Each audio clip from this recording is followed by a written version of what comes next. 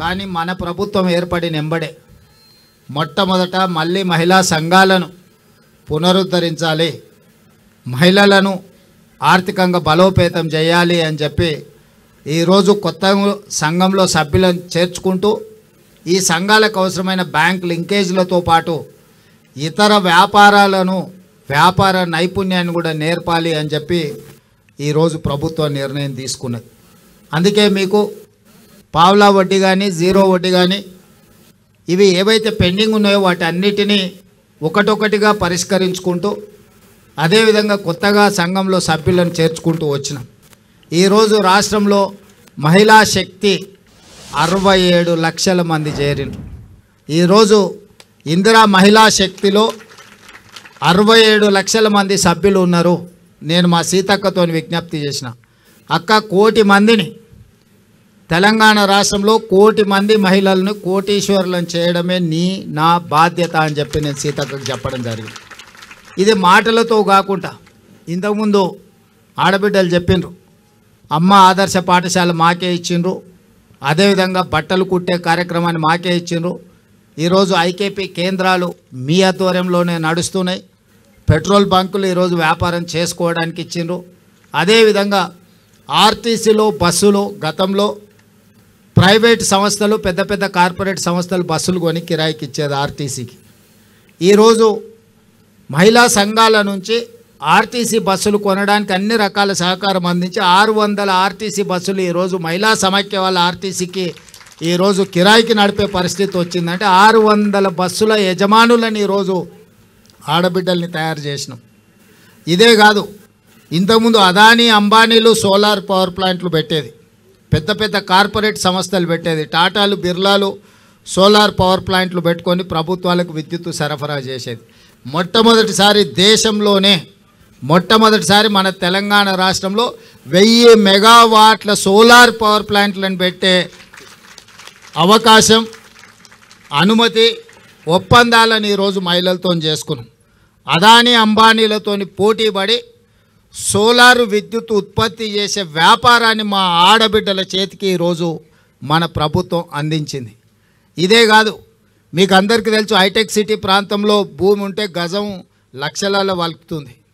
అదే hitech city పక్కన శిల్పారామం నానుకొని 3.5 ఎకరాల భూమిని ఇవాళ 150 స్టాల్స్ను పెట్టి మహిళా సంఘాలు అక్కడ మీ ఉత్పత్తులను అన్నిటిని కూడా మీరు రాష్ట్రం నలుమూలలో మీరు చేసిన ఉత్పత్తులను ప్రపంచంలో దిగ్గజాలు అయిన కంపెనీలు ఏ విధంగా మార్కెటింగ్ స్ట్రాటజీ వాడతాయో ఈరోజు శిల్పారామం పక్కనే కొన్ని 100 కోట్ల రూపాయల విలువ చేసే భూమి హైటెక్ సిటీకి ఆనుకొని 3.5 ఎకరాల భూమి 150 స్టాల్స్ కట్టి పెద్ద ఎత్తున మన గవర్నర్ గారు అందరూ వచ్చి అక్కడ ప్రారంభించినాం.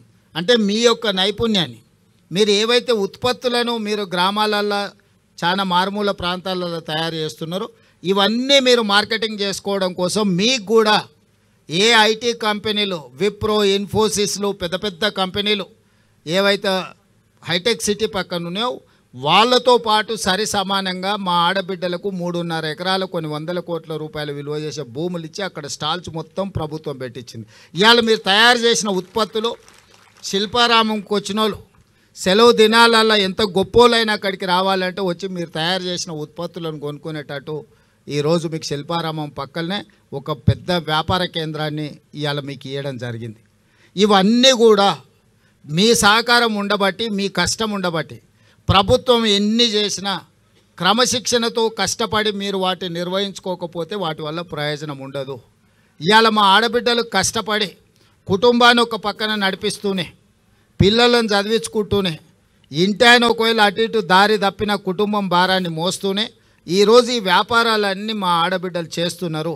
తొందరలోనే మహిళా సంఘాలకు డ్రెస్సులు రానట్టున్నాయి, డిజైన్ కూడా అయిపోయినాయి. సంవత్సరానికి 2 మంచి జతల చీరలు ఏ సంఘం మీటింగ్ పోయినా మీరు ఆత్మగౌరవంతో ఒక మంచి డ్రెస్ కోడ్తో మంచి క్వాలిటీ ఉన్న వాటిని ఇవాళ ప్రతి ఆడబిడ్డకు 2 చీరలు ఇవ్వాలి అని చెప్పి దాదాపుగా నాకు తెలిసి 67 లక్షల మందికి 1,30,00,000 పైగా చీరలు, ఒక్కొక్కరికి 2 జతల చీరలు సంవత్సరానికి ఇవ్వాలని మన ప్రభుత్వం నిర్ణయం తీసుకున్న దాదాపుగా 1000 కోట్ల రూపాయలు మీ చీరల కోసమే ఈరోజు మా ఆడబిడ్డలకు మీ సోదరుడుగా ఈరోజు మీకు చీరలు కానుకగా ఇవ్వాలని సంఘంలో చేరిన సభ్యులకు ప్రతి సంవత్సరం 2 చీరలు ఇవ్వాలని ఇలా ప్రభుత్వం తీసుకున్నాం.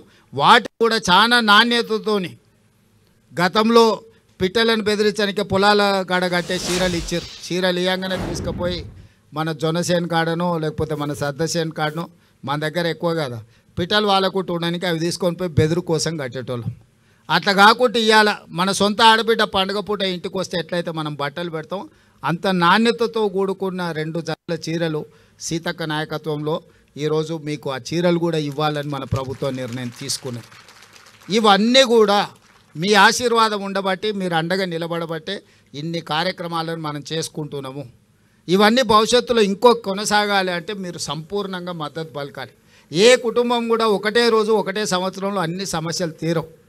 మనం ఇల్లు కట్టాలన్నా ఇంటి ముందర అలుక్కోవాలన్నా పండుగ చేసుకోవాలంటే కూడా ఇల్లు అలకంగానే పండుగ అవుతుందని పెద్దలు అన్నారు కదా. అట్లనే ఒక్కొక్కటి పరిష్కరించుకుంటూ వస్తున్నాం. మళ్ళీ చాలా రోజులకు మళ్ళీ మిమ్మల్ని ఒంటింటికే పరిమితం చేసిన పరిస్థితి నుంచి మళ్ళీ బయటకు వచ్చి మీరు మీ స్వయంగా మళ్ళా పనులు కార్యక్రమాలు తీసుకునే స్టేజ్కి ఈరోజు మనం వచ్చినాం. ఇక్కడ నుంచి ఇంకా వ్యాపారంలో వేగంగా ముందుకు పోవడానికి అవసరమైన ప్రణాళికలు చేస్తాం. నేను చీఫ్ సెక్రటరీ గారికి అదేవిధంగా దివ్య రాజేంద్రన్ గారికి కూడా నా సూచన ఒకటే, ఈరోజు మీరు రూరల్ అండ్ అర్బన్ రెండింటిని సపరేట్గా చూస్తున్నారు. రూరల్ అర్బన్ లేదు. తెలంగాణలో మహిళల ఒక్కటే.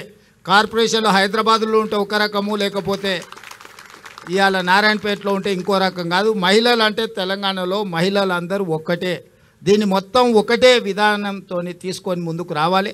దీనికి సంబంధించి ఒక ప్రత్యేకంగా మొత్తం వ్యవస్థను ఏర్పాటు చేయాలి. హైదరాబాద్లో ఉన్న వాళ్ళు ఎవరు, మా నారాయణపేట మక్తల్ నుంచో లేకపోతే దేవరకద్ర నుంచో కొడంగల్ నుంచో లేకపోతే కల్వకుర్తి అచ్చంపేట నుంచో మక్తల్ నుంచి పోయిన వాళ్ళే హైదరాబాద్లో ఉన్నారు. ఎవరు ఉన్నా మన చుట్టాలే కదా, మనోళ్ళే కదా ఎవరైనా, ఇక్కడైనా అక్కడైనా. అందుకే ఇప్పుడు అర్బన్ వేరు, పట్టణ ప్రాంతాలు వేరు, గ్రామీణ ప్రాంతాలు వేరు మహిళా సంఘాలకని గత ప్రభుత్వం నిర్ణయాలు ఉన్నాయి. ఇప్పుడు అట్లా కాకుండా మహిళలు అంటే మహిళలందరూ ఒక్కటే. తెలంగాణ రాష్ట్రంలో 1 కోటి మంది మహిళల్ని స్వయం సహాయక సంఘాలలో సభ్యులుగా మార్చాల్సిన అవసరం ఉన్నది. మన చుట్టాలు ఎవ్వరున్నా సంఘాలలో చేర్చండి. 1 కోటికి మనం చేర్చుకోవాలి.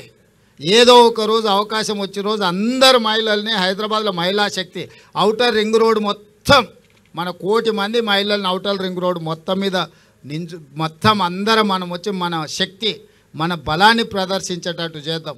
ఆ రోజు అరుణమ్మ గారి సహకారంతో ప్రధానమంత్రిని కూడా పిలుద్దాం. తెలంగాణ మహిళా శక్తిది, మాకు నిధులు ఇవ్వండి.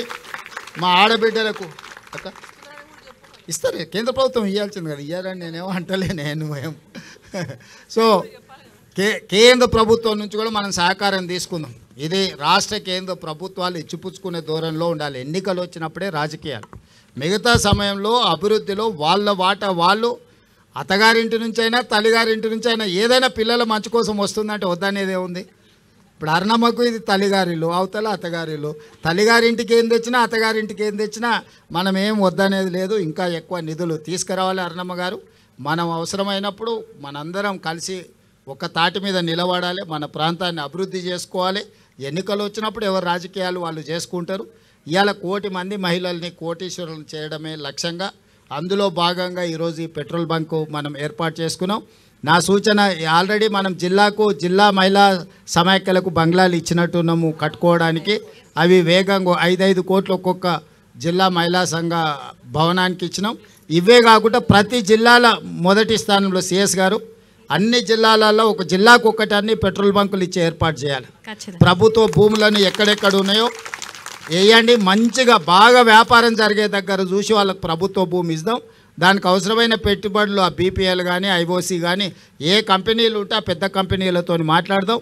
అరుణమ్మ గారి సహకారం కూడా తీసుకుందాం. ఎందుకంటే కేంద్ర ప్రభుత్వానికి సంబంధించిన సంస్థలు అవి, వాళ్ళ నుంచి కూడా పెట్రోల్ కానీ దీనికి కానీ ఏమేం కావాలనో మొదట జిల్లా స్థాయిలో చేద్దాం. తర్వాత కనీసం ఒక్కొక్క అసెంబ్లీకి ఒక్కటన్నా మనం ఈ పెట్రోల్ బంకులు పెట్టించేస్తే ఆ లోకల్ సమైక్యాలకు ఆర్థిక సమస్యలు తీరుతాయి. వాళ్ళ నిర్వహణ కోసం కానీ, వాళ్ళ ఇల్లు అంటే వాళ్ళ ఆఫీస్ కానీ, వాళ్ళ రెగ్యులర్ మీటింగ్లకు కానీ ఎలాంటి ఇబ్బంది లేకుండా ఉంటుంది.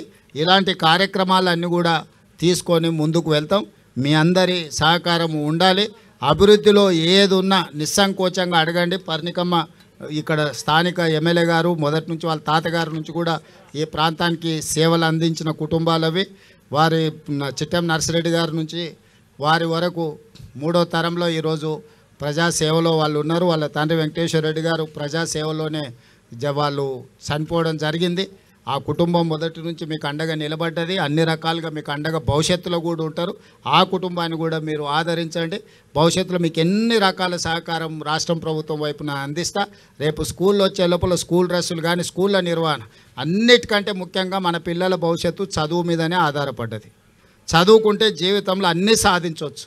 మన పాఠశాలల్లో టీచర్లు రాకపోయినా, టీచర్లు లేకపోయినా, పాఠశాలలో వసతులు లేకపోయినా, మన ఆడపిల్లలకు బాత్రూమ్లు గిన ఏం లేకపోయినా మీరు అడిగి కలెక్టర్లను కలిసి అడిగి చేయించుకొని వాటిని కట్టించుకోవడమే కాదు, వాటిని నిర్వహించుకోవడం కూడా మన బాధ్యత. కట్టుకొని మనం గాలికి వదిలేస్తే ఊర్లో వాళ్ళు వీళ్ళు అది పాడు చేసేస్తే మన పిల్లలకి ఇబ్బంది అవుతుంది. ఊర్లు పెరిగిపోయినాయి, ఆడపిల్లలు ఎక్కడ బయటికి పోలేని పరిస్థితి ఉంటుంది. మనం ఆ టాయిలెట్స్ మెయింటెనెన్స్కు నీళ్లు కానీ ఇతర కానీ మీరే తల్లులు, మన పిల్లల బాధ తండ్రుల కంటే తల్లులకి ఎక్కువ తెలుస్తుంది. ఆడపిల్లలు ఇబ్బంది ఎట్లా వస్తుంది, స్కూల్లో పొద్దున్న నుంచి సాయంత్రం వరకు కూర్చోవాలంటే వీటి నిర్వహణ కూడా మీరు జాగ్రత్తగా చేయండి. అందుకే ఆ నిర్వహణ కూడా మీ చేతుల్లోనే పెట్టిన. మీకంటే ఎక్కువ ఆడపిల్లల బాధ ఎవరికి తెలియదు. ఆ ఆడపిల్లలు బడిలో ధైర్యంగా చదువుకోవాలంటే వాళ్ళకి కావాల్సిన వసతులు మనం చూడాలి. నిధులు నేను ఇస్తా, నిర్వహణ మీరు చేసుకోవాలి. నిర్వహణ సరిగ్గా చేయకపోతే నిధులు ఇచ్చినా ప్రయోజనం ఉండదు. నిర్వహణ మీ చేతిలో పెట్టుకోరు. టీచర్లు రాకపోతే రాసుకోండి, కలెక్టర్కి పోయి చక్కగా ఫిర్యాదు చేయండి. ఎందుకంటే ఒక్కొక్క టీచర్కు మనం 1,50,000 జీతాలు ఇస్తున్నాం. ఆ సార్లను పిలిపించుకుంటేనే మన పిల్లలకు చదువు వస్తుంది. సార్లు రాకపోతే మనం ప్రభుత్వం ఎన్ని పెట్టినా మనకి ఏం ప్రయోజనం లేకుండా పోతుంది. కాబట్టి పాఠశాలల మీద ప్రత్యేకమైన దృష్టి పెట్టుంది. మన ఊర్లో ఉన్న పాఠశాల మంచిగా ఉండాలి. మనం గుడి కోసం ఎన్ని రకాలుగా ఊర్లో మనం ఏర్పాట్లు వేసి అందరం కలిసికట్టుగా తలా 10 రూపాయలు వేసి గుడి కట్టుకుంటున్నాం. గుడి లేకపోతే గుళ్ళే పూజారి లేకపోతే మనమే 10 రూపాయలు జమేసి పూజారికి జీతభత్యాలు ఇచ్చి మనం పని చేసుకుంటున్నాం. ఊడ్చేటోళ్ళు లేకపోతే మనమే ఒకరం వంతుల వారిగా గుడి ఊడ్చుకుంటున్నామా? మరి అదే విధంగా బడిని కూడా మనం అట్లా నిర్వహించుకోవాలి. గుడిని ఎంత పవిత్రంగా మనము నిర్వహించుకుంటున్నాం, బడిని కూడా అదే విధంగా నిర్వహించుకుంటే మన పిల్లలకు చదువు వస్తుంది. కాబట్టి వీటన్నిటిని కూడా బాగా చేసుకోండి అని తెలియజేస్తూ మీ అందరి దగ్గర సెలవు తీసుకుంటున్నా. ధన్యవాదాలు అక్క జలేంద్రారా.